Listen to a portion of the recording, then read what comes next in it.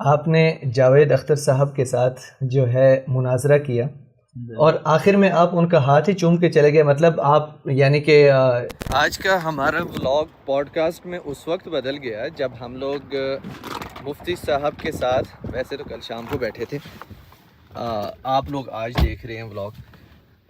مفتی صاحب کے ساتھ ہم بیٹھے تھے کوئی 10-15 منٹ بات کرنے کے لیے، اور سبحان اللہ وہ ایک دم جو ہے نا 40-50 منٹ پہ اس کی ڈیوریشن چلی گئی اور پتہ بھی نہیں چلا. تو بڑا انٹرسٹنگ ہم نے پوڈ کاسٹ کیا مفتی صاحب کے ساتھ، اور کچھ ایسی چیزیں مفتی صاحب سے پوچھی ہیں جو ہمیں پہلے ان کے بارے میں نہیں پتہ تھی، اور ظاہر ہے انہوں نے جو ہے انہیں اپریشیٹ کرنا، انہیں ٹریبیوٹ دینا، یہ ہمارا حق بنتا ہے. اللہ تعالیٰ ان کو سلامت رکھیں اور اللہ تعالیٰ ان سے مزید کام لیں دین کا اس طرح کا. تو آج کا پوڈ کاسٹ کافی مزیدار ہونے والا ہے انشاءاللہ، اور ساتھ ساتھ ہم لوگ تھوڑا بہت مدینہ بھی گھومیں گے پھریں گے، بہت زیادہ نہیں لیکن آپ کے ساتھ اس کے کلپس شیئر کرتے رہیں گے. تو السلام علیکم ورحمۃ اللہ وبرکاتہ. میں ہوں عبد المالک خلیل اور آپ کو ایک نئے خوبصورت ولاگ پلس پوڈ کاسٹ میں خوش آمدید.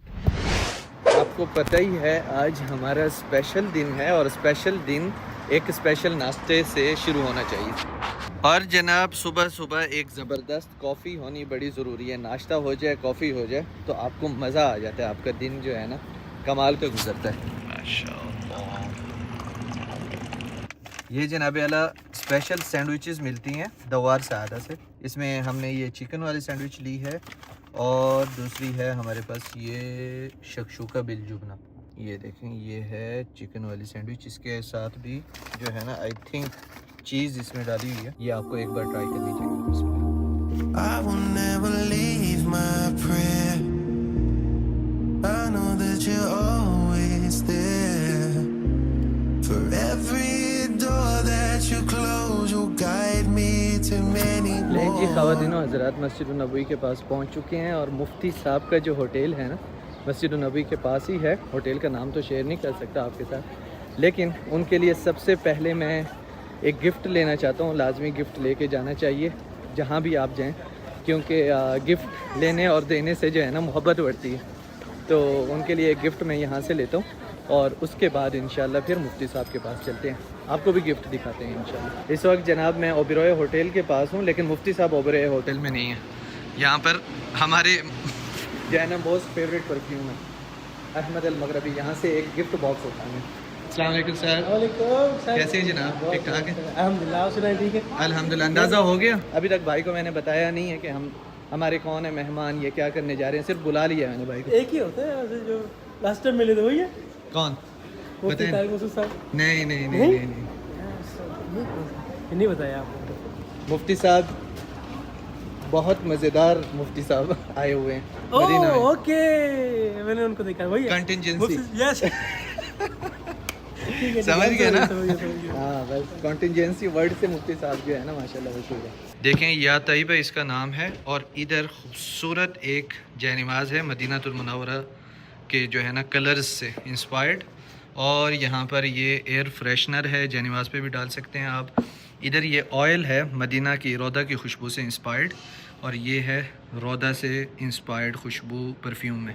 بہت زبردست ہے، میری فیوریٹ ہے. اور ایک چیز ادھر بھی ہے بھائی، یہ دیکھیں ماشاءاللہ. یہ ہمارے پیارے مفتی صاحب کے لیے جو ہے نا گفٹ میں لے کے جا رہا ہوں انشاءاللہ.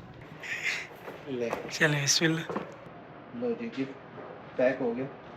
یار میں نے ٹرائی کیا تھا ایک بوکے لے جاؤں ساتھ میں، لیکن وہ ابھی ساری شاپس بند تھی، تو مفتی صاحب سے ملنے کا یہی ٹائم تھا، اس لیے یہ best gift.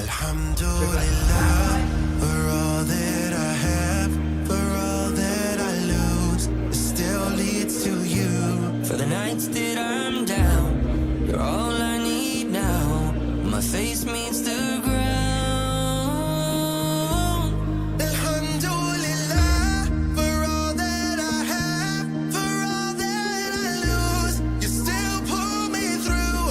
For the nights that I'm down, you're all I need. ہمیں شیخ آپ نے وقت دیا، جزاک اللہ خیر. السلام علیکم ورحمۃ اللہ وبرکاتہ. کیسے ہیں؟ وعلیکم السلام ورحمۃ اللہ وبرکاتہ. الحمدللہ ٹھیک ہیں. آپ کا سفر کیسا جا رہا ہے مدینہ المنورہ؟ اللہ کا فضل ہے الحمدللہ، بہت عمدہ الحمدللہ.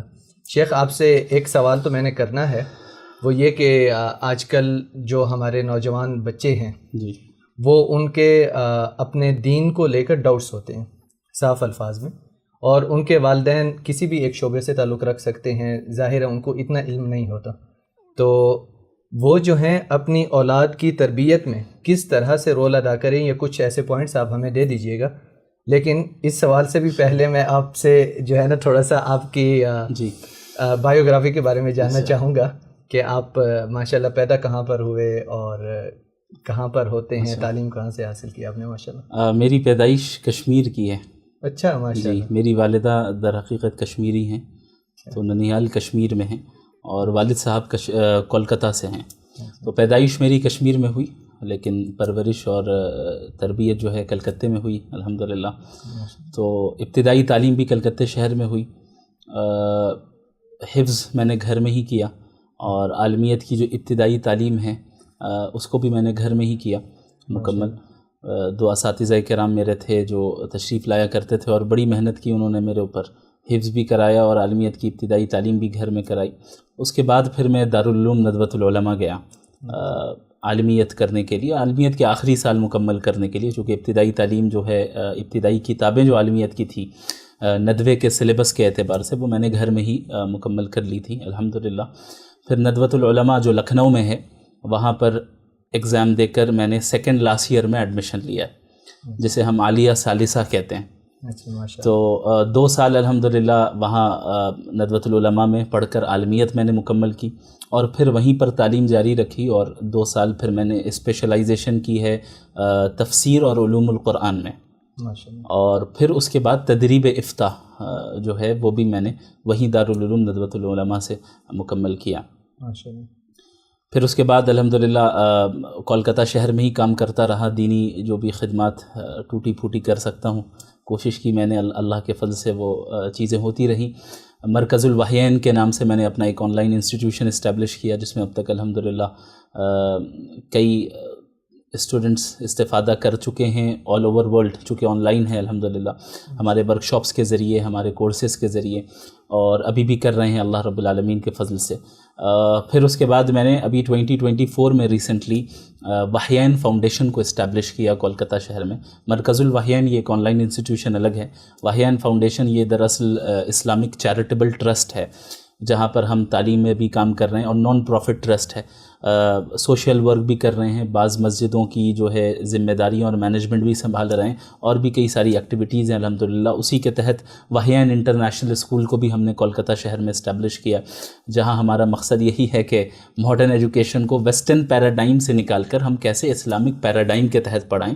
چونکہ آج جو ہمارے بچے عموماً جو نوجوان نسل الحاد کی طرف، ایتھزم کی طرف جا رہی ہے، یا ویسٹرن آئیڈیالوجیز کو وہ اختیار کر رہے ہیں، اس کی بنیادی اور بہت اہم وجہ ویسٹرن سسٹم آف ایجوکیشن ہے. جس سسٹم آف ایجوکیشن سے گزر کے 10 سال 12 سال جب وہ ادھر سے گزرتے ہیں، تو خود بخود وہ ایسے اصولوں کو پڑھتے ہیں، اور ماڈرن کنٹمپریری سبجیکٹس کو اس پیراڈائم اور اس امبریلا کے تحت پڑھتے ہیں جو مٹیریلزم پر جس کی بنیاد ہے، اور جس کی بنیاد ہی الحاد پر ہے.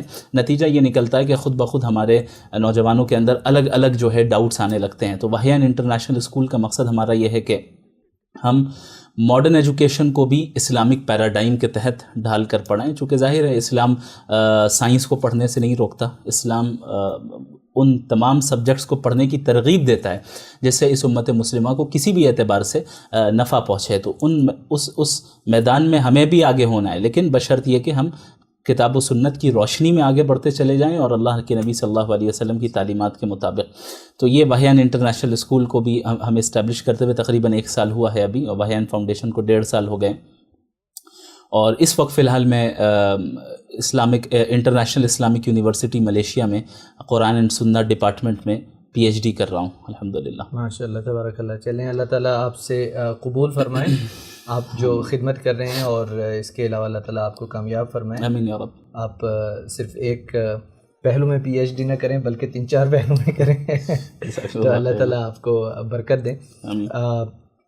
جو ہمارا کور سوال تھا کہ آپ کی ماشاءاللہ بایوگرافی تو آپ نے اتنی اسپیڈ میں بتائی اصل میں بتا کر عادت ہو گئی ہے، فوراً پروفیشن پہ آ گئے آپ.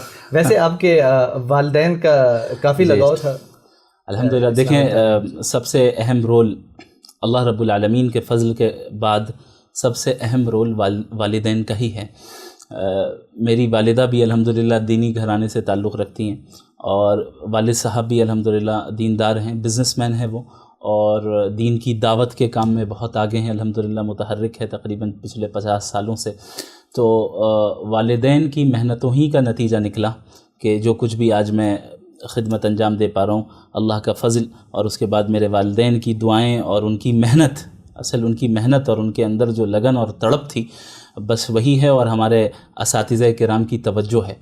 میرے والد صاحب تو اتنا زیادہ الحمدللہ اس چیز کی طرف متوجہ رہتے ہیں کہ انہوں نے مجھ سے یہ تک کہا ہے کہ ہمارا آپ سے کوئی مطالبہ نہیں ہے کہ آپ کما کر ہمیں پیسے دیں. ماشاءاللہ. یعنی وہ میری ذمہ داری ہے کہ میں آپ کو سیٹ کروں گا, آپ کو کمانے کی فکر نہیں کرنی, آپ کو دین کا کام کرنا ہے. ماشاءاللہ تبارک اللہ. یہی کچھ حال میری والدہ کا بھی الحمدللہ. بچپن سے اس طرح کا ماحول میرا, والدہ نے بھی اکثر مجھ سے ایک مرتبہ مجھے یاد ہے کہ انسان کی طبیعت میں نشیب و فراز جو ہے وہ سے انسان گزرتا ہے اور قبض و بسط کی کیفیت آتی ہے. کبھی کبھی ایسا ہوتا ہے کہ انسان تھوڑا ڈاؤن فیل کر رہا ہے, کبھی سوچنے پر مجبور بھی ہوتا ہے انسان کہ میں جو کر رہا ہوں اسے کنٹینیو کرنا چاہیے یا نہیں کرنا چاہیے, صحیح ڈائریکشن پہ جا رہا ہوں یا نہیں جا رہا ہوں. کبھی کبھی تھوڑی سی جو ہے مایوسی سی کیفیت آ جاتی ہے, مایوسی تو نہیں کہنا چاہیے چونکہ مایوسی مومنین کو یہ زیب نہیں دیتی, لیکن بہرحال ایک ایسی کیفیت آتی ہے جہاں طبیعت بڑی ڈاؤن ہوتی ہے. تو ایک مرتبہ ایسے ہی میرے ساتھ بھی ہوا, تو میں نے اپنی والدہ سے تذکرہ کیا کہ میں ایسا سوچ رہا ہوں, پتہ نہیں اس فیلڈ میں کتنا آگے بڑھنا چاہیے, میں صحیح کر رہا ہوں کہ نہیں کر رہا ہوں, یا کچھ اور کام کرنا چاہیے مجھے. تو انہوں نے فوراً یہ کہا کہ حالات کو دیکھ کر اگر آپ گھبرا رہے ہیں اور پیچھے ہٹ رہے ہیں تو پھر میری تربیت اور میری پرورش کا فائدہ کیا ہوا؟ ہم نے کیوں پالا آپ کو؟ میں نے پالا ہی تھا آپ کو اس لیے کہ آپ دین کا کام کریں, آپ اس سے پیچھے ہٹنے کا سوچ بھی کیسے سکتے ہیں؟ تو الحمدللہ یہ تو ایک ایگزامپل دی ہے میں نے, ورنہ یہ تو 27 سال عمر ہے ابھی اس وقت میری, 1998 میں میری پیدائش ہے. تو ابھی 27 سال کی مدت میں ان جیسے والدین مجھے ملے الحمدللہ. آپ کو سن کر تعجب ہوگا, عموماً آج کے زمانے میں والدین جو ہیں بچوں سے کہتے ہیں کہ بھئی ایسا نہ کرنا, ویسا نہ کرنا, ورنہ یہ ہو جائے گا, ورنہ وہ ہو جائے گا. ابھی الحمدللہ میرے بیانات وغیرہ بھی موجود ہیں مغربی افکار کے بارے میں. اب مغربی افکار میں نیشنلزم بھی ہیں اور بھی کئی ساری چیزیں ہیں, تو اس پر بھی وہ چیزیں کھل کر کئی مرتبہ سامنے آئی ہیں. تو اس کا ریاکشن تو ظاہر ہونا ہے, ریاکشن ہوا اور لوگوں نے جو ہے مخالفت کی, اور بعض لوگوں نے مطالبہ کیا کہ آپ اپنے اس جملے کو واپس لیں. میرے ابو نے کہا ہے بھولے سے بھی جملہ واپس نہ لینا, ورنہ یعنی پہلے تو وہ نہیں چھوڑیں گے کہ پیچھے نہیں ہٹنا, کمر کس لو. جب اس راستے کو اختیار کر لیا تو اب آگے بڑھنا ہے, پیچھے آنے کا کوئی سوال نہیں ہے. پیچھے آ کر مجھے اور پوری امت کو شرمندہ نہ کرنا, یہ میرے ابو کا لفظ ہے, یہ ان کا جملہ ہے. تو الحمدللہ اللہ رب العالمین ان دونوں کو جزائے خیر عطا فرمائے, اور بس ان کی تربیت اور پرورش بچپن سے رہی ہے, اور پھر ان کے بعد جو احسان ہے میرے اوپر میرے اساتذہ کرام کا ہے. میرے اساتذہ جتنی بھی, یعنی سب کا نام لینا پاسبل نہیں ہے, لیکن جتنے اساتذہ کرام سے میں نے پڑھا ہے, الف با تا سا سے پڑھانے والے جو تھے وہاں سے لے کر آج تک جو مجھے مغربی تہذیب کے رد میں ٹرین کر رہے ہیں, جتنے اساتذہ کرام ہیں, ہر ایک کی کنٹریبیوشن ہے, ہر ایک کا اپنا ایک رول ہے. بالخصوص دارالعلوم ندوۃ العلماء کا, ندوۃ العلماء سے جو فکر مجھے ملی, اور ندوۃ العلماء کے جو اساتذہ کرام ہیں ان کی تربیت میں رہنے کا موقع ملا, ان کی پرورش میں رہنے کا موقع ملا. تو وہ ایک چیز کی طرف توجہ دلانا, بالخصوص ہمارے جو نائب محتمم ہیں دارالعلوم ندوۃ العلماء کے مولانا عبدالعزیز صاحب, نائب محتمم مطلب وائس پرنسپل, تو بہت سے لوگ سمجھ نہیں پائیں گے. جی بالکل. مولانا عبدالعزیز بھٹکلی صاحب ندوی حفظہ اللہ تعالی, وہ تو اس چیز پر بھی ہماری تربیت کرتے کہ آپ کی ٹوپی سیدھی ہے یا نہیں سیدھی ہے, آپ کے کپڑے صاف ہیں یا صاف نہیں ہے, آپ کی وضاحت کیسی ہے, آپ کس طرح اپنے آپ کو پریزنٹ کر رہے ہیں, آپ کی باڈی لینگویج کیسی ہے, آپ کی فکر کیا ہونی چاہیے, کس انداز میں گفتگو ہونی چاہیے. اسی طرح ہمارے اور بھی جو اساتذہ کرام, حضرت مولانا رابع حسنی ندوی رحمہ اللہ تعالی, ان کا انتقال ہو گیا, ہمارے بڑے عالم دین, ان سے جو کچھ سیکھنے کو ملا. ہمارے محتمم جو پرنسپل ہیں ندوۃ العلماء کے, اس وقت بہت بڑے عالم ہیں, ان کی کتابیں کئی ممالک میں پڑھائی جاتی ہیں. ہمارے شیخ سعید الرحمن العظمی حفظہ اللہ تعالی, وہ ہیں، اور پھر ان کے علاوہ میں نے دارالفتہ میں جو ندوۃ العلماء کے دارالفتہ میں شیخ نیاز احمد صاحب ندوی حفظہ اللہ تعالی، ان حضرات کی نگرانی میں رہا، ان کی تربیت میں رہا، اور ہر ایک کا، ان میں سے ہر ایک کا اپنا اپنا ایک الگ مزاج، اپنا انداز، تو ہر ایک سے سیکھنے کو ملتا ہے نا. جب آپ کسی ایک ہی کے ساتھ صرف ہیں جی جی جی تو ظاہر ہے آپ کے اندر وہ خوبیاں آئیں گی، لیکن جب الگ الگ مزاج اور الگ الگ انداز اور الگ الگ صلاحیت کے حامل شخصیات کے ساتھ آپ جب وقت گزاریں تو ظاہر ہے کہ آپ کو اور زیادہ ایکسپوجر ملتا ہے، آپ اور زیادہ جو ہے جان پاتے ہیں کہ کس انداز میں ہمیں زندگی گزارنی چاہیے. تو ان حضرات کا، اور پھر بالخصوص ہمارے ابھی ڈاکٹر مفتی یاسر ندیم الواجدی حفظہ اللہ تعالی یونائٹڈ اسٹیٹس میں اس وقت مقیم ہیں، وہ ان کے پاس میں نے ویسٹرن آئیڈیالوجیز کے رد پر 2 سالہ کورس کیا ہے تحافظ الملاحدہ کے نام سے. تو ان کا بھی بڑا احسان ہے میرے اوپر کہ انہوں نے مجھے سکھایا کہ یہ جو فکر آپ ندوے سے لے کر آئے ہیں کہ مغربی تہذیب اور ویسٹرن سویلائزیشن کے خلاف کام کرنا ہے، تو اب کس انداز میں کرنا چاہیے، اس میں ہمیں مفتی یاسر ندیم الواجدی دامت برکاتہم العالیہ نے بہت مدد کی اور ابھی بھی کر رہے ہیں. تو یہ جتنے اساتذہ کرام ہیں، مستقل جو ہے اپنی محبت کا اظہار کرنا، اپنی توجہ کا اظہار کرنا، بس یہی ساری چیزیں ہیں. اور پھر ہمارے آپ حضرات ہیں، آپ حضرات کی دعائیں بھی ساتھ رہتی ہیں. تو بس اسی کا نتیجہ یہ نکلا کہ الحمدللہ ایک بہت بڑا کام اللہ رب العالمین نے اپنے فضل سے اور ان حضرات کی توجہ اور دعاؤں کے نتیجے میں لیا ہے. ماشاء اللہ تبارک اللہ. تو آپ اپنے آپ کو یا آپ کے اساتذہ آپ کو موٹیویٹڈ کیسے رکھتے ہیں؟ دیکھیں انسان ہے، تھک جاتا ہے، اس کے اوپر کافی سارے خیالات ہوتے ہیں، کبھی کوئی بھی سوچ حاوی آ جاتی ہے، کچھ بھی ہو جاتا ہے. ایک مرتبہ میری امی نے، پہلے امی سے آتا ہوں میں پھر اساتذہ پہ، انہوں نے مجھ سے کہا ایک مرتبہ جب ایسی صورت تھی کہ جب بھی آپ ڈی موٹیویٹڈ ہو جائیں تو ہمیشہ قرآن کو اپنا ہتھیار بنائیں. یعنی آپ کی زندگی میں کوئی بھی مشکل آئے، قرآن کو ہمیشہ اپنا ہتھیار بنانا. یہ وہ جملے ہیں جو ہمیشہ میرے دل و دماغ میں جو ہے گونجتے رہتے ہیں. تو در حقیقت قرآن کریم اللہ کے نبی صلی اللہ علیہ وسلم کی زندگی اور اللہ کے نبی صلی اللہ علیہ وسلم کی جو احادیث ہیں، اس سے زیادہ بڑھ کر کوئی اور چیز، کوئی سورس ہو ہی نہیں سکتی جو آپ کو موٹیویشن دے. بالکل. اور پھر اس کے علاوہ ہمارے اساتذہ کرام اور ہمارے جو علماء کرام ہیں، میں آپ کو پرسنل اپنی کیفیت بتاتا ہوں، ہر انسان کے ساتھ اس میں تجربہ الگ ہو سکتا ہے. مجھے جب موٹیویشن کی ضرورت ہوتی تو بعض ہمارے علماء ندوۃ العلماء میں ایسے تھے کہ میں صرف انہیں دیکھنے جاتا تھا. اچھا. یعنی انہیں دیکھ کر ایک قوت ملتی تھی، انہیں دیکھ کر ایک موٹیویشن ملتی تھی. میں باقاعدہ جب بھی ڈاؤن فیل کرتا تھا ندوۃ العلماء میں، اور مجھے معلوم چلتا تھا کہ بھئی فلاں شیخ تشریف لا چکے ہیں اپنے آفس میں جاتا تھا اور بس پردہ ہٹاتا یا دروازہ ہلکا سا کھولتا تاکہ وہ ڈسٹرب بھی نہ ہو. میں انہیں دیکھتا تھا، اور صرف دیکھنے سے، چونکہ ہمارے علماء کی زندگی جو ہے وہ مطلب غیر معمولی ہوتی ہے اس انداز میں کہ ہم جو دین کا تصور ہمارے پاس ہے اور جو پریکٹیکلی ہمارے علماء حق جس طرح دین کے مطابق زندگی گزار رہے ہیں، آسمان زمین کا فرق ہے. ایسی روحانی قوت اللہ انہیں عطا کرتا ہے دین پر چلنے کے نتیجے میں، قال اللہ اور قال الرسول کی صدائیں بلند کرنے کے نتیجے میں، کہ اسے میں تو کم از کم اپنے الفاظ کے ذریعے ایکسپریس نہیں کر سکتا. تو صرف ان علماء کے ساتھ رہنا اور ان کے پاس 2 منٹ کے لیے بیٹھ جانا، ان کی مجلس میں، اور ان کی چند باتوں کو سن لینا، اس سے ہی مجھے اتنی قوت مل جاتی تھی کہ پھر مجھے کسی بڑی یعنی موٹیویشن کے لیے کوئی مجھے موٹیویشنل اسپیکر کو سننے کی ضرورت نہیں پڑتی تھی. اور یہ ہمارے علماء کرام کی خصوصیت ہے، اللہ رب العالمین کا فضل ہے. تو اور اس کے علاوہ بھی زندگی میں کوئی بھی ایسا مرحلہ آیا جہاں پر کسی میں پریشانی سے گزر رہا ہوں، اسٹریس سے گزر رہا ہوں، تو میں جن اپنے مشائخ کے قریب رہا اور ابھی بھی ہوں، تو میں ان سے تذکرہ کرتا ہوں، ان کو بتاتا ہوں کہ شیخ میں ابھی ایسا سوچ رہا ہوں، میرے ساتھ ابھی ایسا ہو رہا ہے، ویسا ہو رہا ہے.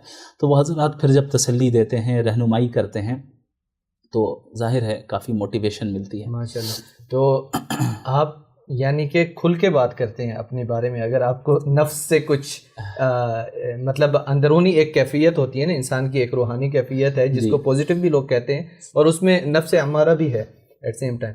تو جب نفس میں انسان کسی چیز سے اسٹرگل کر رہا ہو، خیر ویسے تو آج کل آپ کی ایک شہرت والی زندگی بھی ہے، اس کا نفس پہ کیا اثر ہے، اس سوال پہ بھی آئیں گے تھوڑی دیر میں، لیکن اس کو آپ پہلے کلیئر کر دیں کہ نفس کی جو چیزیں ہیں وہ آپ والدین سے ذکر کرتے ہیں یا اس انسان سے ذکر کرنا چاہیے جس کو آپ سوچتے ہیں کہ یہ نفس کے بارے میں علم بہتر جانتا ہے؟ اصل میں یہ ڈیپینڈ کرتا ہے کہ آپ کن سے کس حد تک اور کس اعتبار سے قریب ہیں. ظاہر ہے بعض چیزیں ایسی ہوتی ہیں جنہیں شیئر کرنا چاہیے.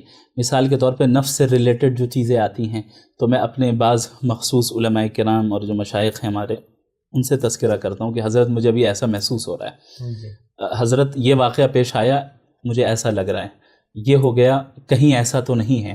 تو ان حضرات کے پاس چونکہ کتاب و سنت کا علم بھی ہوتا ہے, تجربہ بھی ہوتا ہے, اور وہ خود ان مراحل سے گزرے ہوئے ہوتے ہیں, تو وہ زیادہ اچھے طریقے سے ہمیں گائیڈ کر سکتے ہیں. تو پھر میں ان کی طرف رجوع کرتا ہوں. بعض چیزیں ایسی ہوتی ہیں جن کا تعلق ایسے تجربے سے ہوتا ہے, دنیاوی امور سے ریلیٹڈ, یا اس کا خاص تعلق انسان کے اپنے تجربے سے ہوتا ہے, تو میں اپنے والدین کی طرف رجوع کرتا ہوں. پھر ڈیپینڈ کرتا ہے کہ پھر اس میں بھی کون سی چیز ہے جو میں والدہ کی طرف رجوع کروں, اور کس چیز کو لے کر میں والد کی طرف رجوع کروں, اور کس چیز کو لے کر اپنی بہنوں کی طرف رجوع کروں.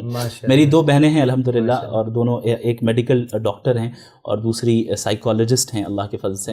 تو دونوں کے ساتھ الحمدللہ میرے بہت اچھے وہ رہتے ہیں, تعلقات ہیں, اور ہونے بھی چاہیے جو سبلنگس کے درمیان ہوتی ہیں الحمدللہ. تو بہت سی چیزیں ایسی ہوتی ہیں جو میں اپنی بہنوں سے ہی تذکرہ کرتا ہوں, انہیں سے مشورہ کرتا ہوں, والدین سے بھی نہیں کرتا. بہت سی چیزیں ایسی ہوتی ہیں جو صرف والدہ سے کرتا ہوں, بہت سی چیزیں ایسی ہوتی ہیں صرف والد صاحب سے کرتا ہوں. تو اٹ ڈپینڈس. ایک شخصیت جو آپ کے بیسٹ فرینڈ ہوں, اگر آپ شیئر کرنا چاہیں, ان میں آپ کے والدین میں سے بھی کوئی ہو سکتے ہیں, آپ کی بہنوں میں سے بھی ہو سکتے ہیں, اللہ سب کی حفاظت فرمائے, اور آپ کے اساتذہ میں سے بھی ہو سکتے ہیں, اگر آپ ذکر کرنا چاہیں. دیکھیں, دوسروں کو ناراض کیے بغیر بیسٹ فرینڈ کے اعتبار سے تو میں نہیں سمجھتا کہ فیملی سے زیادہ والدین اور بہنوں سے زیادہ کوئی اور ان میں بھی ایک تو ہوتا ہے امی. ماشاء اللہ. چلیں, اللہ تعالیٰ آپ کی والدہ کو سلامت رکھیں, اور تمام فیملی کو, ایون آپ کے اساتذہ کو. تو شہرت کے سوال سے پہلے ایک سوال, اس کے بعد ڈائریکٹ ہم لوگ شہرت والے سوال اور وہ سوالات جو لوگوں کو سننے کا مزہ آتا ہے, اگر آپ کمفرٹیبل ہوں گے تو آپ جواب دیں گے یقیناً.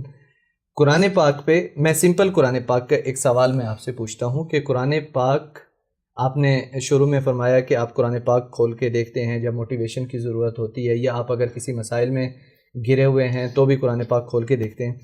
تو قرآن پاک پہ میں صرف چاہتا ہوں کہ جو بچے قرآن نہیں پڑھتے, یا پھر جو صرف عربک میں پڑھتے ہیں, جو ترجمہ نہیں پڑھتے, تفسیر نہیں پڑھتے, خالصتاً قرآن پاک پہ کوئی ایک, میں چاہتا ہوں آپ کے. دیکھیں, ایک تو ہمارے یہاں اب ایک مسئلہ یہ ہے کہ امت قرآن سے کٹتی چلی جا رہی ہے, اور پہلے تو قرآن کو سمجھنے, اس کی قراتوں میں جو قرات ہیں مختلف, اس میں مہارت حاصل کرنے, پھر تفسیر کو پڑھنے کا مزاج ہوا کرتا تھا, پھر وہ ایسے کم ہو کے صرف تلاوت تک محدود رہا, اور اب تلاوت بھی ختم ہوتی چلی جا رہی ہے. ہمارے معاشرے میں تلاوت اب کب ہوتی ہے؟ صرف رمضان کے مہینے میں ہوتی ہے کہ بھئی 5 ختم ہم کر لیں, 10 ختم کر لیں, اور پورے سال پھر ہم نے قرآن کو رکھا, یا کسی کا انتقال ہو گیا, یا نئی دکان لی ہے تو اب قرآن خوانی کے نام پہ قرآن کھول لیا. تو یہ پریکٹیکل ہمارے معاشرے میں چل رہا ہے. قرآن کے تعلق سے ہمیں معلوم ہونا چاہیے کہ ہمارے علماء کرام نے قرآن کے 6 حقوق بیان کیے ہیں, اور ایک مومن کے لیے ضروری ہے کہ 6 کے 6 حقوق کی ادائیگی کی وہ کوشش کرے. سب سے پہلی چیز قرآن کریم کا جو حق ہے, بنیادی حق ہے, وہ ہے اس پر ایمان لانا. کہ سورۃ الفاتحہ سے لے کے سورۃ الناس تک یہ پوری کتاب اللہ کی طرف سے نازل ہے, الفاظ بھی اللہ کے ہیں, معنی بھی اللہ کے ہیں, اس میں کسی بشر کا کوئی دخل نہیں ہے, کسی مخلوق کا کوئی دخل نہیں ہے, اللہ کا کلام ہے, اور قرآن کریم جو ہے اللہ کی صفت ہے. یہ بنیادی عقیدہ ہے, اس پر ایمان لانا, اور یہ جو ہے در حقیقت نجات کا واحد ذریعہ ہے. اس کے بعد اب اور کوئی نئی کتاب نازل نہیں ہونے والی ہے. اللہ کے نبی صلی اللہ علیہ وسلم جس طرح آخری نبی ہیں, ٹھیک اسی طرح قرآن کریم آخری وحی ہے, وحی الہی ہے. قرآن کریم آخری ورژن آف ریویلیشن ہے جو محمد رسول اللہ صلی اللہ علیہ وسلم پر ریویل ہوا ہے. اب اس پر ہم ایمان لائیں, یہ بنیادی حق ہے جو ہم سب الحمدللہ ایمان رکھتے ہیں.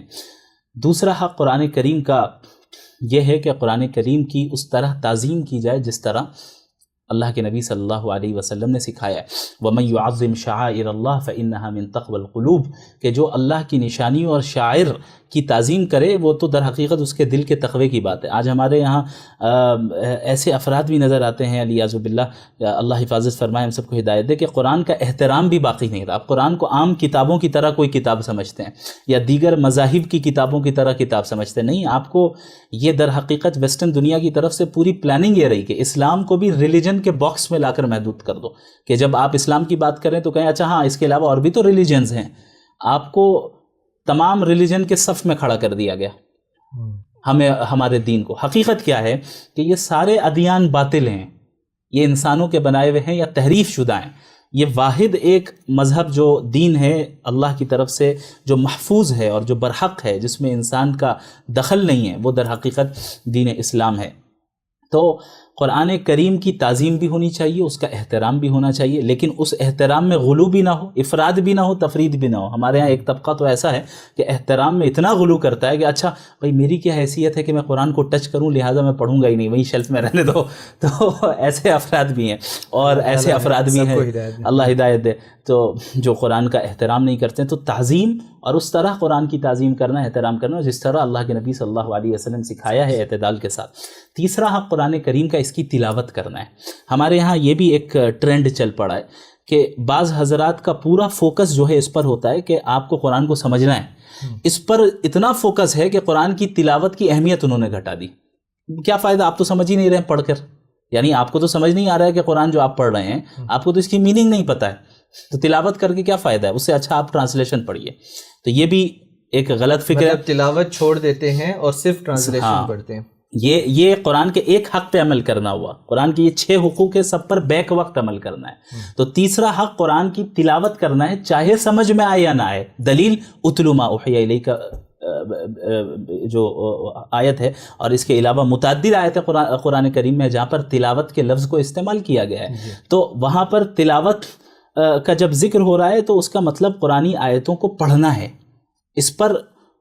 اس میں یہ چیز مشروط نہیں ہے کہ وہ چیز آپ کو وہ آیت آپ کو سمجھ میں آ رہی ہو یا نہیں آ رہی ہو. اگر سمجھ میں آنا بھی اس میں شامل ہوتا تو الگ سے وَيُعَلِّمُهُمُ الْكِتَابَ کہنے کی ضرورت نہیں پڑتی. یتلو علیہم آیاتی، نبی بھیجے گئے یتلو علیہم آیاتی تاکہ ان کو قرآنی آیتوں کی تلاوت کر کے سنائیں. وَيُعَلِّمُهُمُ الْكِتَابَ وَالْحِکْمَةَ، اور قرآن کی تعلیم دے. اب تعلیم میں معنی اور تفسیر شامل ہے، تو یہ دونوں جو ہے مقاصد نبوت میں سے ہے. تو تیسرا حق قرآن کریم کا یہ ہے کہ ہم قرآن کی تلاوت کریں اہتمام کے ساتھ. قرآن نازل ہوا ہے تلاوت کرنے کے لیے، اللہ کا حکم ہے کہ تم تلاوت کرو، جو وحی تم پر نازل کی جا رہی ہے، اللہ کے نبی پر نازل کی گئی ہے، اس کی تلاوت کرو. تو اس کا معمول ہونا چاہیے. اور یقین جانیے جب انسان اسے معمول بنا لیتا ہے، وہ ایک غیر معمولی برکت اپنی روزمرہ کی زندگی میں دیکھتا ہے، اپنی تجارت میں برکت دیکھتا ہے، اپنے معاملات میں برکت دیکھتا ہے. قرآن کی تلاوت کا نتیجہ ہوتا ہے. اب ضروری نہیں ہے کہ آپ روزانہ 3 پارے پڑھیں، 4 پارے پڑھیں یا 2 دن میں ختم کریں. آپ میں کہتا ہوں ایک ہی آیت پڑھیں نا، شروع تو کریں، گریجولی آہستہ آہستہ آگے بڑھتے چلے جائیں. 1 آیت پڑھیں، 2 آیت پڑھیں، آدھا صفحہ پڑھیں، جس کو جتنا موقع ملے، لیکن ضرور پڑھیں، تلاوت کریں. چوتھا حق قرآن کریم کا یہ ہے سمجھنا. یعنی اب اگر آپ صرف تلاوت کر کے رک جا رہے ہیں، ابھی آپ قرآن کا حق ادا نہیں کر رہے ہیں. کیوں؟ کیونکہ یہ قرآن جو ہے جھاڑ پھونک کی کتاب نہیں ہے، یہ قرآن صرف پڑھ لینے کی کتاب نہیں ہے، بلکہ اللہ نے فرمایا کتاب انزلناہ الیک مبارک لیدبروا آیاتہ ولیتذکر اولو الالباب، کہ ہم نے اس مبارک کتاب کو نازل ہی آپ پر اس لیے کیا ہے تاکہ نصیحت حاصل کریں لوگ، اس میں تدبر کریں اور عقل والے اس میں غور و فکر کریں. تو اب آپ بتائیں، ہم جب یہ کہتے ہیں قرآن کتاب ہدایت ہے، تو جب آپ اسے سمجھ ہی نہیں رہے ہیں تو آپ ہدایت کیسے حاصل کر سکتے ہیں اس سے؟ صحیح بات ہے. تو قرآن کو سمجھنا یہ ایک مستقل قرآن کا حق ہے. افراط و تفرید سے بچیے. بعض لوگ ایسے ہیں جو کہتے ہیں کہ نہیں ہمیں سمجھنا ہی نہیں ہے، صرف تلاوت کریں گے، سمجھیں گے تو گمراہ ہو جائیں گے، پتہ نہیں کیسی کیسی باتیں کہی جاتی ہیں والعیاذ باللہ. اور بعض لوگ کہتے ہیں کہ نہیں صرف سمجھنا ہی ہے، تلاوت کرنا بیکار ہے. یہ دونوں 2 ایکسٹریم پر ہیں. اعتدال جو نبی کا منہج، صحابہ کا منہج ہے رضی اللہ عنہم اجمعین، کہ ہم قرآن کی تلاوت بھی کرتے ہیں اور قرآن میں تدبر بھی کرتے ہیں، غور و فکر بھی کرتے ہیں، اس کو سمجھنے کی کوشش بھی کرتے ہیں. تو یہ ایک چوتھا حق ہے مستقل قرآن کریم کا. 5واں حق قرآن کریم کا کیا ہے؟ اس پر عمل کرنا. یہ جو دین ہے، یہ جو کتاب ہے، یہ محض آئیڈیالوجی نہیں ہے، کوئی فلسفہ یا صرف فلسفی نہیں ہے کہ آپ بیٹھ کر ہم نے جو ہے گفتگو کر لی اور ہو گیا، ہاں بھئی یہ مطلب ہے وہ مطلب ہے. نہیں، قرآن عمل کا مطالبہ کرتا ہے. اور یہی وجہ ہے جب آپ قرآن پڑھیں گے اکثر جگہ پر ایمان کا جہاں جہاں ذکر ہوا ہے، اعمال صالحہ کا ذکر ہوا. والذین آمنوا وعملوا الصالحات، ان الذین آمنوا وعملوا الصالحات، یقیناً وہ لوگ جو ایمان لائے اور نیک اعمال کیے. تو قرآن مطالبہ کرتا ہے اس پر عمل کرنے کا. قرآن مطالبہ کرتا ہے کہ اللہ مطالبہ کرتا ہے کہ جو قرآن نازل ہوا ہے، جو کتاب نازل ہوئی، اسے صرف پڑھنا اور صرف سمجھنا نہیں ہے کہ صرف آپ کے پاس انفارمیشن حاصل ہو جائے. انفارمیشن تو ابلیس کے پاس بھی ہے آپ بتائیں، لیکن وہ عمل نہیں کرتا ہے، وہ اس کا انکار کرتا ہے. ہمارے یہاں چلیں ٹھیک ہے ایسے افراد ہیں جو عمل نہیں کرتے لیکن انکار بھی نہیں کرتے تو ظاہر ہے مسلمان ہیں وہ، لیکن کوتاہی میں مبتلا ہے۔ قرآن مطالبہ کرتا ہے ہم سے کہ آپ کو عمل بھی کرنا ہے ایمان کے ساتھ، اور اعمال جب ہم قرآن کے مطابق اپنے ڈھالیں گے تو پھر اس کا نتیجہ یہ نکلے گا کہ اللہ کی مدد اور نصرت ہمارے ساتھ ہوگی۔ چھٹا حق قرآن کریم کا جو ہمارے علماء نے بیان کیا وہ ہے کہ جس کتاب پر آپ ایمان لے آئے، جس کی آپ تعظیم کرتے ہیں، جس کی آپ تلاوت کرتے ہیں، جس کو آپ سمجھتے ہیں، پھر جس پہ آپ عمل کرتے ہیں، یہ ساری چیزیں تو آپ تک ہو گئی نا جی، لیکن آپ بھیجے گئے ہیں تمام انسانوں کے لیے۔ اب اس کتاب کی دعوت کا کام کرنا، اس کتاب کی طرف تمام انسانوں کو بلانا، یہ بھی قرآن کا حق ہے۔ کنتم خیر امۃ اخرجت للناس تأمرون بالمعروف وتنہون عن المنکر وتؤمنون باللہ، تم سب سے بہترین امت ہو جسے بھیجا گیا ہے تمام انسانوں کے لیے، صرف اپنے لیے نہیں، صرف مسلمانوں کے لیے نہیں، صرف ہندوستان والوں کے لیے نہیں، صرف پاکستان والوں کے لیے نہیں، صرف جزیرۃ العرب اور حجاز والوں کے لیے نہیں، للناس، تمام انسانوں کے لیے بھیجا گیا ہے۔ تو اب یا ایھا الرسول بلغ ما انزل الیک من ربک، اے رسول آپ پر جو کچھ نازل ہو رہا ہے آپ کے رب کی طرف سے اس کی تبلیغ کیجئے، اس کی اشاعت کیجئے۔ تو قرآن کا یہ حق ہے، چھٹا حق، کہ اب ہم دعوت کا کام کریں اور اس قرآن کی نشر و اشاعت میں ہم تعاون کریں۔ اب کسی بھی اعتبار سے ہر انسان کی صلاحیت مختلف ہوتی ہے، ہر آدمی مفسر تو نہیں بن سکتا، جو مفسر بن سکتا ہے وہ مفسر بنے، جو مفسر نہیں بن سکتا اس مفسر کی صحیح تفسیر کو لوگوں تک عام کریں، چاہے ویڈیوز کے ذریعے یا کتابوں کے ذریعے یا پیمفلٹس کے ذریعے یا ریکارڈنگز کے ذریعے یا کسی کو اپنے ساتھ کسی تفسیر کی مجلس میں لا کر، حدیث کی مجلس میں لا کر، دین کی مجلس میں لا کر کسی بھی طرح تعاون کریں کہ آپ اور ہم ذریعہ بنیں کہ یہ قرآن جو نازل ہوا ہے یہ تمام انسانوں تک پہنچے۔ یہ مسکنسیپشن ہے کہ ہم کہتے ہیں قرآن مسلمانوں کی کتاب ہے، نہیں، اللہ کہتا ہے شہر رمضان الذی انزل فیہ القرآن ھدی للمسلمین ھدی للناس، یہ تمام انسانوں کی کتاب ہے، یہ ہندوؤں کی بھی کتاب ہے، یہ کرسچنز کے لیے بھی کتاب ہے، یہ یہودیوں کے لیے بھی کتاب ہے، ہر ایک کے لیے کتاب ہے۔ اب یہ الگ بات ہے کہ اس سے استفادہ مسلمان کرتے ہیں، باقی انکار کر رہے ہیں، لیکن ہماری یہ ذمہ داری ہے کہ سب تک پہنچائے کہ پوری انسانیت کو ہم کیسے جہنم کی آگ سے بچائیں اور جنت کی طرف لے جائیں۔ یہ داعیانہ مزاج ہمارے اندر ہونا چاہیے، یہ دشمنی والا نہیں کہ بھئی ہاں ٹھیک ہے جائیں جہنم میں، ہمیں کیا کرنا ہے۔ نبی فرماتے ہیں صلی اللہ علیہ وسلم میری مثال اور تمہاری مثال اس شخص کی طرح ہے کہ جو ایک آگ جلائے اور جو پروانے ہوتے ہیں آگ کو دیکھ کر اس کی طرف آنے لگتے ہیں، انہیں تو روشنی نظر آ رہی، انہیں نہیں معلوم کہ وہ قریب جائیں گے تو جل جائیں گے، اور وہ انسان جو ہے ان پروانوں کو دور کرتا چلا جائے، وہاں سے بچائے۔ میری مثال یہ ہے اس شخص کی طرح ہے جو آگ کی طرف کودتا چلا جا رہا ہے اور جو ہے میں اسے کمر سے پکڑ کر اسے دور کر رہا ہوں اس آگ سے۔ تو یہ محبت اور شفقت کی بنیاد پر ہے نا۔ اب آپ بتائیں اگر کسی سے دشمنی ہو تو کہیں گے بھائی اسے دعوت نہ دو، جائے جہنم میں۔ لیکن اگر ہم آپ کو دعوت دے رہے ہیں، میں اکثر غیر مسلموں سے یہ کہتا ہوں کہ ہمارا آپ کو اسلام کی دعوت دینا یہ ہماری محبت کی دلیل ہے کہ ہم نہیں چاہتے کہ آپ جہنم میں جائیں، ہم چاہتے ہیں آپ بھی ہمارے ساتھ نعمتوں میں جنت میں رہیں۔ تو یہ 6 کے 6 حقوق ہیں جو قرآن کریم کے علماء کرام نے بیان کی ہیں الگ الگ احادیث اور آیتوں کو سامنے رکھ کر۔ تو ان سب پر عمل کرنا یہ بہت ضروری ہے، اور جب ان تمام چیزوں پر ہم عمل کریں گے تو یقین جانیے صحیح معنی میں اللہ سے ہمیں جو ہے تقرب حاصل ہوگا۔ ہمارے یہاں معاملہ یہ ہے کہ سب کچھ پڑھنے کے لیے تیار ہیں، فلاں ملفوظات پڑھیں گے، فلاں یہ پڑھیں گے، فلاں وہ پڑھیں گے، سب کی اپنی اہمیت، میں نہیں کہہ رہا بزرگوں کے ملفوظات میں کوئی فائدہ نہیں ہوتا ہے، لیکن قرآن پاک کی اہمیت اوپر ہے، اس کو جانیں۔ ظاہر ہے یعنی آپ اس چیز کو چھوڑ کر سیکنڈری چیزوں کو پرائمری چیز بنا دیں تو یہ تو حماقت ہے نا۔ یہ ایسا ہی ہے کہ فرض نماز تو نہیں پڑھ رہے ہیں ہم، 5 وقت کی فرائض چھوڑ رہے ہیں، رات میں تہجد پڑھ رہے ہیں، تو اسے تو حماقت کہا جائے گا کہ بھائی آپ تہجد کے مقابلے میں آپ نے فرائض کو ختم کر دیا۔ یعنی اگر آپ فرض پڑھ رہے ہوتے تہجد نہ پڑھیں تو قیامت کے دن سوال نہیں ہوگا۔ بالکل۔ تو یہ سمجھنا ہے کہ کس چیز کا کہاں پہ کیا مقام ہے اور کس کو کس طرح ہمیں ٹریٹ کرنا ہے۔ قرآن سب سے اعلیٰ ہے، سب سے اوپر ہے، قرآن کو پہلے سمجھنا ہے، اس پر عمل کرنا ہے، اس کے بعد ساری چیزیں آتی ہیں۔ تو اللہ رب العالمین ہم سب کو اس پر عمل کرنے کی توفیق عطا فرمائے۔ آمین آمین آمین۔ شاید بہت لمبی تقریر کر دی میں نے۔ بہت اچھا کیا آپ نے، اللہ تعالیٰ ہمیں جو ہے ہمیں اور دیکھنے والوں کو نفع پہنچائے اور ہم سب کے لیے باعث مغفرت فرمائے اس گفتگو کو، اور قرآن پاک کے بارے میں ماشاءاللہ آپ نے فرمایا۔ اب جیسے کہ ہم نے وعدہ کیا تھا کہ وہ والا سوال جو آج کل آپ کے جو ہے نا ارد گرد شاید گھوم رہا ہو، شہرت سے ریلیٹڈ، یقیناً آپ کو نئی شہرت اس وقت کیسے ہینڈل کر رہے ہیں اور کون سی ایسی چیزیں ہیں جن سے یقیناً انسان کمزور ہے, اسٹرگل کرتا ہے کچھ چیزوں کو لے کر؟ دیکھیں اس موضوع پہ بات کرنے پہ تھوڑا سا اس کا بھی ڈر لگ رہا ہے کہ کہیں کسی طرح کی ریاکاری نہ ہو, لیکن مجھے لگتا ہے کہ نفع کا پہلو انشاءاللہ زیادہ غالب رہے گا. تو چند چیزیں میں آپ کے سامنے شیئر کروں اور تمام ہمارے جو ناظرین ہیں, ویورز ہیں, ان کے ساتھ, تاکہ ہر ایک اس پر غور کریں. دیکھیں اس وقت میں ابھی بہت خوف کے سچویشن میں ہوں, بہت ڈر کے سچویشن میں ہوں, اور ڈر یہ ہے کہ کہیں دنیا میرے اوپر غالب نہ آ جائے. اور یہ میں اس لیے نہیں کہہ رہا کہ میں کوئی بہت بزرگ آدمی ہوں, بالکل بھی نہیں. میں جانتا ہوں میری حقیقت کیا ہے اور میرے کتنے گناہ ہیں, اور اللہ بہتر جانتا ہے. بس اللہ نے چھپائے رکھا ہے, اللہ نے چھپائے رکھا ہے. اگر نہ چھپاتا تو شاید آپ میرے بغل میں ابھی نہیں بیٹھے ہوتے.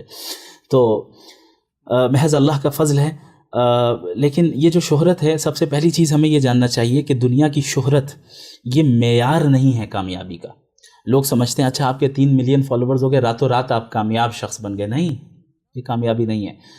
مال آ جائے کامیابی نہیں ہے, عزت مل جائے, منصب مل جائے, اقتدار مل جائے, حکومت آپ کو حاصل ہو جائے, یا آپ کی جو ہے کہیں کہ آپ کا اپنا بنگلہ ہو, آپ کی اپنی گاڑی ہو, جو کچھ ہو, یہ معیار کامیابی نہیں ہے. یہ this is not the standard of success. Success کیا ہے؟ قرآن کہتا ہے فمن زحزح عن النار وادخل الجنۃ فقد فاز. جو جہنم سے بچا لیا گیا اور جنت میں داخل کر دیا گیا, وہ ہے سکسیسفل پرسن. تو کامیاب کیا میں ہو گیا؟ ابھی نہیں ہوا. وہ تو قیامت کے دن پتہ چلے گا. اللہ جب اپنے فضل سے جنت میں داخل کرے گا تب ہم یہ کہہ سکتے ہیں کہ ہاں ہم کامیاب ہو گئے. تو شہرت کامیابی کا معیار نہیں. اصل چیز یہ ہے کہ اللہ کے یہاں بندہ مقبول ہوا ہے یا نہیں ہوا ہے. ایک بندہ اس دنیا میں اس کو کوئی نہیں جانتا, لیکن ہو سکتا ہے اللہ کے ہاں وہ مقبول ہو, فرشتوں کے درمیان اللہ اس کا تذکرہ کرتا, وہ اصل مشہور آدمی وہ ہے. صحیح بات ہے. اور اللہ کے ہاں مقبولیت نہیں ہے, لوگوں کے ہاں مقبولیت ہے. تو اس مقبولیت کا کوئی فائدہ نہیں بلکہ الٹا وبال ہے. تو اللہ اسے بچائے. مجھے اکثر میں اپنے علماء سے بھی یہ سوال کرتا ہوں کہ ہمیں ڈرنا چاہیے کہ کہیں یہ اللہ کی طرف سے استدراج تو نہیں ہے, ڈھیل تو نہیں ہے, کہ اللہ نے مہلت دی ہے اور یہ پکڑ کی کوئی صورت تو نہیں ہے.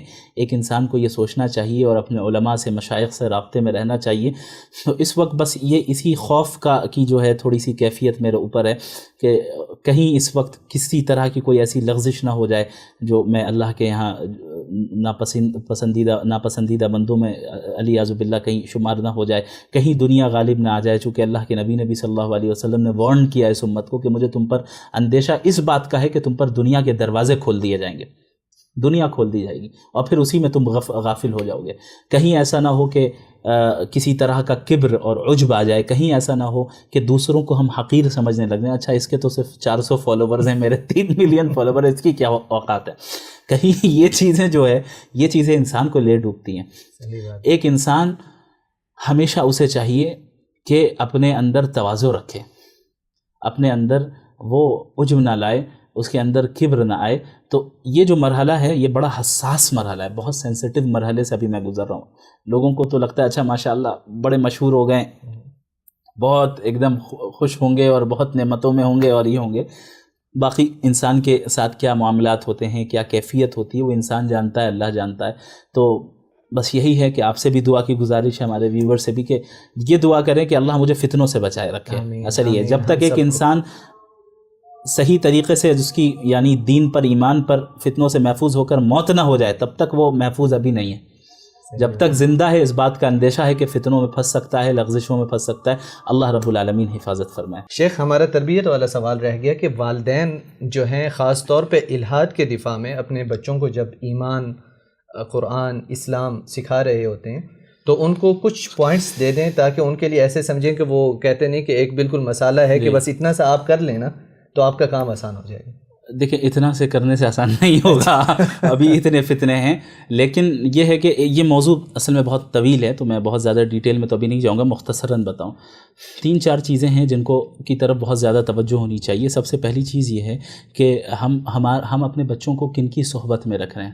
جسے ہم کہتے ہیں صحبت صالحین, نیک لوگوں کی صحبت اختیار کرنا. تو ان کا جو فرینڈ سرکل بھی ہو ایسے ہی لوگوں کا ہو جو دیندار گھرانوں میں ہوں, اور آپ کا گھر بھی دیندار ہو. اچھا، یعنی ہمارے یہاں ایک ڈیمانڈ یہ ہوتا ہے نا کہ ہم اسکول بھیج رہے ہیں، مدرسے بھیج رہے ہیں، کیا تربیت ہو رہی ہے؟ مدرسے میں وہ اسکول میں وہ 4 گھنٹے ہیں، باقی 20 گھنٹے آپ کے ساتھ ہے، تو زیادہ آپ کے گھر کی تربیت کا اثر پڑے گا. آپ نے اپنے گھر کو کتنا دیندار بنایا ہے، تو اپنے گھر کو دیندار بنانا یعنی دینی ماحول گھر میں قائم کرنا. دوسری چیز اپنے بچوں کے فرینڈ سرکل اور جس کے ساتھ ان کا اٹھنا بیٹھنا ہے اس کا خیال رکھنا کہ دینداروں کے ساتھ ہو. تیسری چیز یہ جو موبائل ہے اور جو سوشل میڈیا ہے اس کو بہت ہی کنٹرولڈ انداز میں صحیح عمر میں اپنے بچوں کو دینا، یعنی بہت شروع سے تو ایک دم ہی نہیں دینا. ہمارے یہاں تو ابھی 1 سال کا بچہ ہے اس کے ہاتھ میں موبائل دے دیا جاتا ہے، چونکہ رو رہا ہے، چپ نہیں ہو رہا ہے، ماں تھکی ہوئی ہے یا یہ کہ بھائی ماں باپ جو ہے پریشان ہیں، اپنے موبائل خود چلا رہے ہیں، وہ ان کو اپنے بچوں کے ساتھ کھیلنا یا ان کو چپ کرانے کی فکر نہیں بلکہ ٹینشن ہو رہا ہے. تو ایسا کرو کہ موبائل دے دو، عادت لگ گئی. اب یہ آہستہ آہستہ آگے بڑھتے بڑھتے جب وہ انٹرنیٹ کو جانے گا، پھر آگے کی چیزوں کو جانے گا، تو یہ جو آپ نے فری ایکسس مکمل دے دیا ایک غلط عمر میں، یہ بہت غلط ہوا.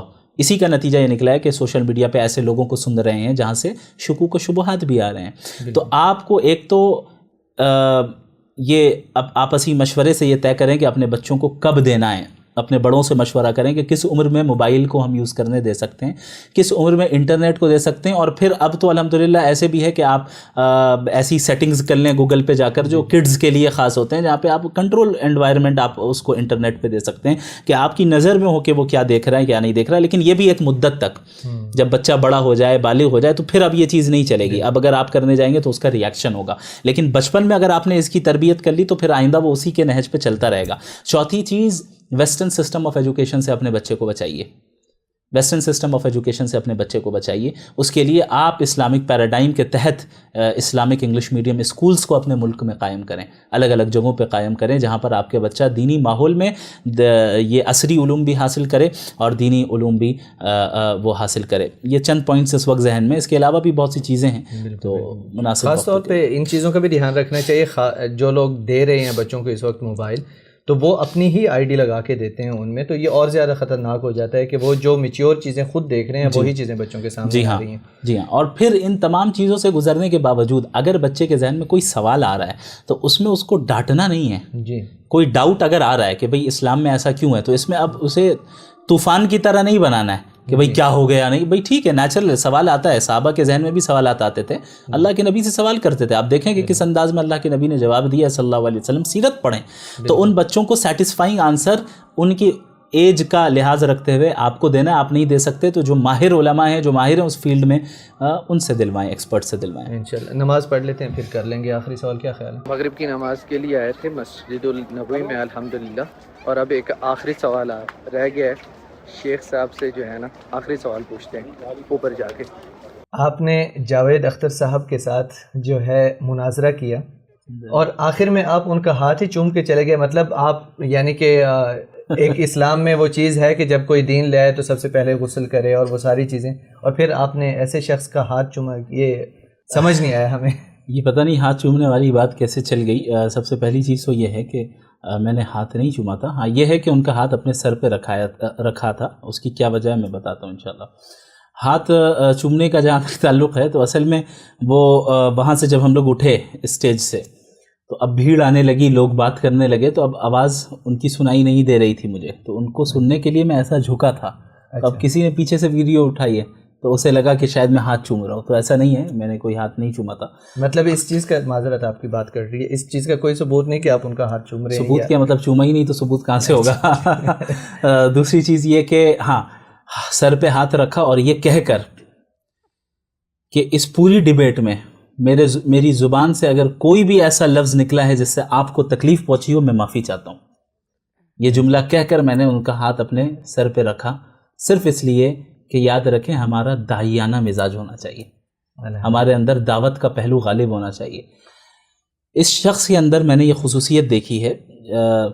جب ان سے ملاقات ہوئی ایک رات پہلے، ڈیبیٹ سے ایک رات پہلے، میں اسی ویسے اگلا سوال میرا یہی تھا کہ آپ چائے ان کے ساتھ پی لیتے تھے، اس کا کیا سلسلہ ہے؟ تو اصل میں بات یہ ہوئی تھی کہ چونکہ فرسٹ ٹائم ہماری ملاقات ہونے والی تھی، اب تک جتنی باتیں ہو رہی تھی ای میل کے ذریعے ہو رہی تھی، تو انہوں نے یہ کہا تھا، انہوں نے یہ آفر کیا تھا کہ ہم لوگ جب اسٹیج پہ بیٹھے ہیں ڈیبیٹ کے لیے تو اس سے پہلے ایک مرتبہ تھوڑا ایک کیجول میٹنگ ہو جائے, انفارمل میٹنگ ہو جائے, تاکہ ایک کمفرٹیبل فیل کریں اسٹیج شیئر کرنے کے لیے. تو ہم نے کہا ٹھیک ہے, ہم نے کہا کہ یہ جو ہے ہماری طرف سے آپ وہ چائے کی دعوت رہے گی, ہم لوگ بیٹھتے ہیں. تو پھر بہرحال ملاقات ہوئی اور ان سے بات ہوئی. دیکھیں جاوید اختر صاحب اخلاقی اعتبار سے اچھے انسان ہیں, اور مجھے ایسا محسوس ہوا کہ اگر ان کو تھوڑی سی صحیح صحبت اور صحیح سرکل مل جائے, اور جو لوگ ان کے ارد گرد ہیں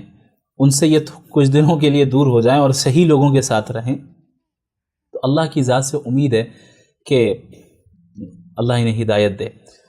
عموماً بعض جو ہیں ان کے اندر ایک لوگوں کے اندر سے خراب وائبز آتے ہیں, اچھے وائبز نہیں آتے ہیں. بعض ملحدین اتنے زیادہ اسلاموفوب ہوتے ہیں, تو وہ اسلاموفوبیا اور وہ نیگیٹو وائبز ان کے اندر سے نہیں آئے میرے پاس. مجھے لگا کہ ان سے اگر ہم اچھے اخلاق سے پیش آئیں اور اچھے انداز میں ان کے ساتھ گفتگو ہو اور ان کے ڈاؤٹس کو ہم کلیئر کریں آہستہ آہستہ, تو اللہ کی ذات سے امید ہے کہ ان کے اندر حق کو قبول کرنے کی صلاحیت ہے. اور میں آپ کو بتاؤں, جب ای میل میں ان کے تھرو بات ہو رہی تھی, آپ نے مجھ سے یہ بھی پوچھا تھا آف کیمرہ کہ کیا وجہ ہے کہ آخر انہوں نے کیوں انویٹیشن قبول کی آپ کی. بالکل, کچھ لوگ کہتے ہیں آپ نے گھیرا ان کو. گھیرنے کی بات یہ کہ نارمل اکیڈمک انداز میں انویٹیشن دی تھی ہم نے ان کو. انہیں ہمارا انداز گفتگو پسند آیا. انہوں نے یہ کہا کہ آپ پہلے کوئی مولانا ہیں, پہلے اسلامک اسکالر ہیں جو مجھ سے اکیڈمک انداز میں گفتگو کرنے کی بات کر رہا اور اتنے رسپیکٹفل انداز میں بات کر رہا ہے. یعنی اب تک ان کا جو ایسا نہیں ہے کہ میں ہی ہوں, ظاہر ہے ایسے علماء ہیں جو بااخلاق ہیں, اکثریت ایسی ہے, لیکن ان کا جو جن علماء کے ساتھ یا جن علماء کہنا پتہ نہیں مناسب رہے گا یا نہیں, ریلیجیس پرسنالٹیز کے ساتھ ان کا جتنی ان کی ملاقات ہوئی ہے یا جتنا سابقہ پڑا ہے, تو ان کا ایکسپیرینس بہت خراب رہا ہے. ان کے ذہن میں یہ چیز تھی کہ بھئی یہ تو صرف مارنے کاٹنے والی باتیں کرتے ہیں, یہ تو صرف فوراً جو ہے فتوے لگاتے ہیں, فوراً جو ہے متنفر کرتے ہیں, ناراض ہو جاتے ہیں, چیختے ہیں, چلاتے ہیں. تو اب اس ایک انسان کے ذہن میں یہ تصور تھا, اگرچہ غلط تصور تھا. اب ایسے موقع پہ ایک نوجوان عالم دین آ کر ان سے رسپیکٹفل انداز میں گفتگو کر رہا ہے, انہیں جناب اور صاحب کہہ کر پکار رہا ہے, اور یہ کہہ رہا ہے کہ ہم اکیڈمک انداز میں, ہم نے بار بار اس لفظ کو دہرایا کہ ہم اکیڈمک انداز میں آپ سے ڈسکشن کریں گے. انہوں نے کہا کہ یہ میوزک کی طرح یہ الفاظ میرے کان میں آ رہے ہیں کہ آپ جو ہے اکیڈمک انداز میں آپ بات کرنا چاہ رہے ہیں اسلامک اسکالر. تو آپ دیکھیں کہ کس غلط فہمی میں وہ مبتلا تھے. تو شاید یہ بھی ایک وجہ تھی کہ جس کی وجہ سے انہوں نے یہ ارادہ کیا کہ ہمیں جو ہے اکیڈمک انداز میں بات کرنی چاہیے اگر یہ کرنا چاہ رہے ہیں. تو مجھے یہ چیز نظر آئی ان کے اندر کہ ان کے ساتھ داعیانہ پہلو ہونا چاہیے غالب, ان جیسے لوگوں کے ساتھ. ایسے بھی ملحدین ہیں بہت جن کے ساتھ تھوڑا سا جو ہے سخت پہلو ہی ہونا چاہیے, چونکہ وہ اپنے لمیٹیشنز کو کراس کر جاتے ہیں, اپنے حدود کو کراس کرتے ہیں, اور پھر وہ گستاخی تک چلے جاتے ہیں اور بہت ساری چیزیں کرتے ہیں. تو ظاہر ہے ایسے لوگوں کے ساتھ ایسے لوگوں کو تو میں کبھی نہیں کہوں گا کہ اگر برا لگاؤ تو معاف کر دیجیے گا, لیکن یہ ڈیپینڈ کرتا ہے کہ آپ کا جو مخاطب ہے جس کو آپ دین کی طرف دعوت دے رہے ہیں. دیکھیں مناظرہ وغیرہ سب اپنی جگہ پر, لیکن ان تمام چیزوں کا بنیادی مقصد یہ ہے کہ بندوں کو اللہ سے جوڑنا ہے. بالکل, بات تو دعوت پہ ہی آتی ہے نا, جیت ہار تو ہے نہیں. ظاہر ہے اب سامنے والے شخص کو کے تعلق سے ایک دائی کو یہ محسوس ہو رہا ہے کہ اس کے ساتھ نرم پہلو اختیار کرنا اس کو دعوت دینے میں زیادہ مفید ثابت ہوگا, تو میں وہ اختیار کروں گا. جہاں محسوس ہوگا کہ نہیں اس کے ساتھ سخت پہلو اختیار کرنا ہے, میں وہ اختیار کروں گا. اور نبی صلی اللہ علیہ وسلم کی زندگی اور انبیاء کی زندگی کو آپ دیکھیں تو دونوں پہلو آپ کو نظر آئیں گے. بعضوں کے ساتھ سختی کا معاملہ ہوا, بعضوں کے ساتھ نرمی کا معاملہ ہوا. ڈیپینڈ کرتا ہے کہ جو مخاطب ہے وہ کس مزاج کا ہے, اور اس کا کیا ایٹیٹیوڈ ہے, اور کون سا اسلوب اس کے اوپر مؤثر ثابت ہوگا. تو جاوید صاحب کے تعلق سے مجھے یہ محسوس ہوا کہ ان کے ساتھ تھوڑی ہمدردی کا مظاہرہ ہونا چاہیے, کیونکہ وہ جو الحاد کی طرف آئے ہیں وہ پرابلم آف ایول کی وجہ سے آئے ہیں. وہ اپنی زندگی میں انہوں نے کافی سفر کیا ہے, کافی پریشانیوں سے گزرے ہیں.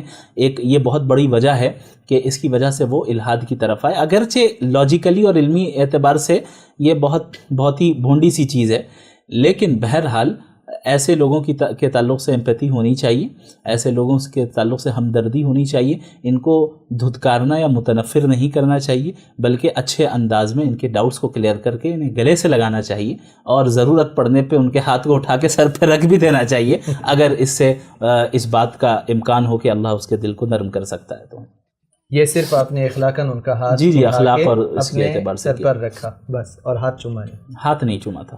جزاک اللہ خیر۔ ایون ہم کچھ ایسے لوگ بھی ہوتے ہیں، ظاہر ہے علماء کا لفظ آپ نے نہیں استعمال کیا، اور ہم میرے جیسا ناچیز انسان تو ویسے علماء کا نام نہیں لے سکتا ان چیزوں میں، جو کہ ہم مسلمان بھی جو بچے ہیں یا ٹین ایجرز ہیں وہ سوال کرنے سے ڈرتے ہیں کہ کہیں وہ ہمیں آگے سے ڈانٹ نہ دیں گے اس طرح کا۔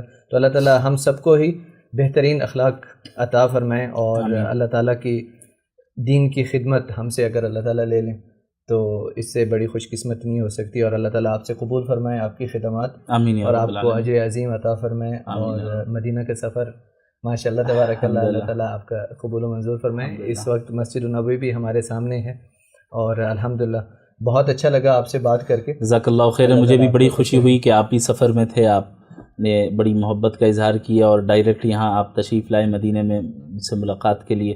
اللہ رب العالمین آپ کو جزائے خیر عطا فرمائے، آپ کے گھر والوں کو جزائے خیر عطا فرمائے، اپنے حفظ و امان میں رکھیں اور آپ کو ہدایت کا ذریعہ بنائے۔ در حقیقت یہی ہے جو صلاحیتیں، ایک چیز آپ کے لیے بالخصوص میں کہوں گا کہ میرے ایک استاذ نے مجھ سے یہ بات کہی تھی کہ جو انسان کے پاس صلاحیتیں ہوتی ہیں، انسان کے پاس جو ٹیلنٹ ہوتا ہے، اور جو بھی اللہ نے نعمت دی ہے، مثال کے طور پہ آپ کے پاس ایک پلیٹ فارم ہے، آپ کو اللہ نے بولنے کی صلاحیت دی، آپ کو اللہ نے باتوں کو، چیزوں کو پریزنٹ کرنے کی اچھے انداز میں صلاحیت دی، تو یہ ہمیشہ یاد رکھنا چاہیے کہ نعمتیں اور صلاحیتیں جو ہیں انسان کے اندر جو صلاحیتیں ہوتی ہیں، یہ اللہ کی طرف سے نعمت ہوتی ہیں، اور اللہ کی نعمت کو اللہ کے راستے میں لگانا ہے، اللہ کی نعمت کو اللہ کے راستے میں لگانا ہے۔ تو اب ہم اس کی کوشش کریں کہ جو ہے صحیح دین اور صحیح چیزیں لوگوں تک کیسے پہنچیں، اور لوگوں کی مدد کریں اللہ سے اپنے آپ کو جوڑنے کے لیے، اور در حقیقت لوگوں کو، بندوں کو اللہ سے جوڑنا یہی انبیاء کا مشن رہا ہے۔ بالکل، جزاک اللہ خیر۔ اور آپ دیکھنے والے تمام حضرات کے لیے میری ایک سادہ سی دعا ہے، وہ یہ کہ اللہ تعالیٰ آپ کو مدینہ کی زیارت نصیب فرمائیں، اور اللہ تعالیٰ آپ کو دنیا و آخرت میں خیر عطا فرمائے۔ اب اس نشست میں آپ سے اجازت چاہتا ہوں، اور انشاءاللہ شیخ کے ساتھ اور کوئی وقت ملا تو ضرور کسی بالکل الگ پہلو پہ ہم لوگ بات کرنا چاہیں گے ضرور، اور جتنی بار بھی آپ سے ملیں یقیناً ہمارے لیے خوشی کا باعث ہوگا شیخ۔ تو اللہ حافظ، السلام علیکم ورحمۃ اللہ وبرکاتہ۔ وعلیکم السلام۔